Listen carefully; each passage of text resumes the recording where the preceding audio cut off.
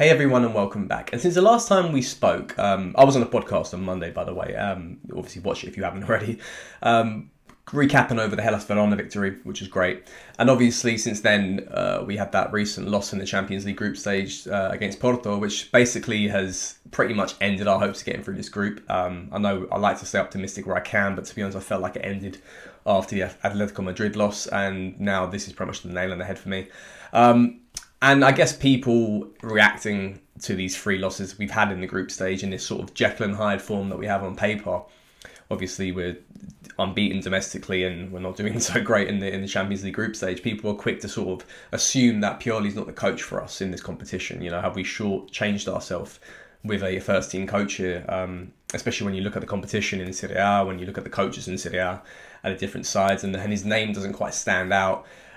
People are quick to jump on him and say, is he the answer? Is he inexperienced at this level? Can he only be good for Serie A? And as much as initially I like to say that is very harsh to say about our head coach, Stefano Pioli, we do have to factor in a lot of things, you know, and I feel like it's time to have some sort of mid-assessment. You know, we have to think about his contract being up in June.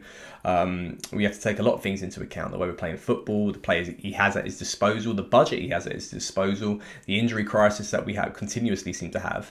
And I feel like it's time. I'm going to give an honest opinion on how I feel about Stefano Pioli.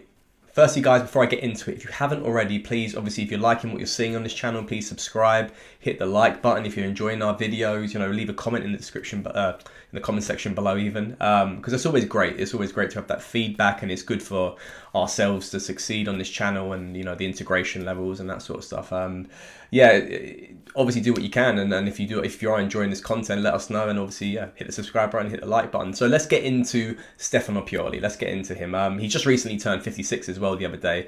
Like I mentioned before, he has a contract currently running until June 2022, but Milan has got an option to activate for a further year, which is obviously very interesting. It leaves us in this position where we don't quite have to make a decision yet about his, extending his stay. There's not that sort of pressure to be like, extend him now, otherwise we're going to lose him.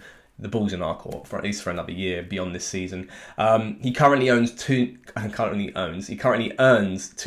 euros plus bonuses a year, which is quite a modest salary for a sort of top 6 side, what we have in Serie A. And when we're going to look at later on about the rival coaches for those other top 6 sides, you're going to see that he is bottom of that list.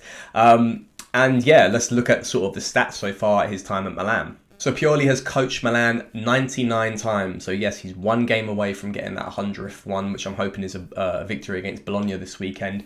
In those 99 games, he has gotten 55 victories, 25 draws and 19 losses. He averages 1.96 points per game when it comes to the domestic form.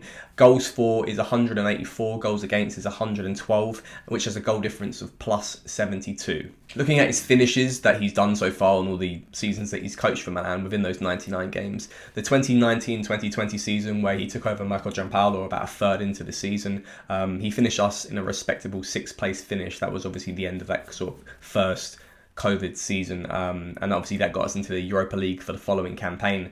That was pretty much the start of his explosion as a Milan coach. Things were looking good towards the latter part of that year. He took that form into the following season, which was last year, 2020-2021, where he got a 2nd place finish. We were obviously top for a large portion of the season until Inter obviously crashed out of the Champions League group stage, which is a little hint to kind of say that not always lost if we go out of the group stage at 4th place. But anyway, we'll come back to that another day, or I guess in a couple months' time. But also, so we went from 1st place to 2nd place, and that's sort of, there was a bit of panic towards the end of the season. We managed to achieve our objective, which was get a top 4 finish for the following season. We didn't do too well in the Europa League and didn't do too well in the Coppa Italia. We didn't quite get to the latter rounds. We haven't quite embedded ourselves as a cup performing side. We're very much a consistently good league performing side, at least from what we know so far as Pioli's team. But anyway, the most important thing was getting that top 4 finish. The most important thing was getting us into the Champions League, a competition where we historically belong in and obviously financially can gain a lot from. And obviously this season, what we've seen so far is that we started strong domestically. We're currently 2nd place, 8 games in. And the Champions League, we've lost all 3 games. So once again, kind of confirming this sort of, are we good only domestically in league format and not so good in the cup? So is Stefano Pioli's Milan a good league side and a very inconsistent cup side? The jury's not quite out for that yet. I think we have to look at the circumstances. We have to take a lot of things into account. We have to take into account that we're still a growing side, and it's going to take a while to really see us do well, especially on the top stage in the Champions League. But when obviously people are quick to say, who are the top coaches in Serie A, and there was a massive merry-go-round in the summer. There was movements all over the board. We were one of a few clubs who kept their coaches from last season. I'm a big believer in continuity. I'm a big believer in consistency. I do feel like what we did with keeping Pioli on board was the 100% the right decision to make. And when you look, obviously, because then you factor in how long it takes, a coach to really get embedded into the side and get their philosophy adapted with the first team squads and getting them playing the level of football that they really require and they want to see. And obviously we've seen that so far with the start that Juventus have had, which was very poor the first 4 or 5 games, and now they're finally coming into their own as that sort of 1-0 Allegri side. But people are quick to look at the salaries, and I think as well that's something that has to be taken into account. And also, as fans, we have to see how humble Pioli is and how much he earns, and also kind of where we're at, because financially we can't quite offer the biggest budgets out there. We see us struggling to get renegotiation, renewal deals for players like Frankesi, unsuccessful ones for Donnarumma. And obviously, when it comes to coaches, do we really want to be spending a lot of money? And then when you look at the top coaches in the league, we look at Allegri. He's the top of the chain. He's the top earner. He's on 8 million euros a year. Mourinho's on 7 million euros a year at Roma. You've got Sarri and Inzaghi. They're on 4 million euros each at their respective clubs, Lazio and Inter Milan. And then you have Spalletti, who is on 3 million euros a year at Napoli. And then below that is obviously where Stefano Pioli comes in. He earns 2 million euros a year at Milan. And, we're still part of that, plethora of the big six. The big six in Italy. You've got Inter, Milan, you've got Juventus, Napoli, Roma, Lazio. So it's really where do we fit in, and I feel like that fits in quite well. Obviously, when a renewal deal happens for Pioli, eventually, if it happens, he's going to want to earn more than that. But to be honest, I can see him wanting at least, not at least, but like I'll say about around 3 million euros. I can't see it being a staggering thing, because when I look at Stefano Pioli, I look at quite a humble guy. I look at someone who understands his background, he understands his name and the scheme of football, and how us benefiting his career and him benefiting Milan and their growth, it kind of goes hand in hand, and I feel like he respects the project that we have in front of him. So as I get through this video, I think you can probably tell I'm a big fan of Stefano Pioli. I'm a big fan of his Milan that he's created for us. When we really look back at this side that he took over, which was a complete just capitulation of embarrassment. He was around there for the 5-0 drubbing that we got against Atalanta back in December 2019. Those were embarrassing moments for the club, and we're not really seeing that anymore. We're not really seeing those batterings anymore. We're seeing ourselves, do ourselves quite well.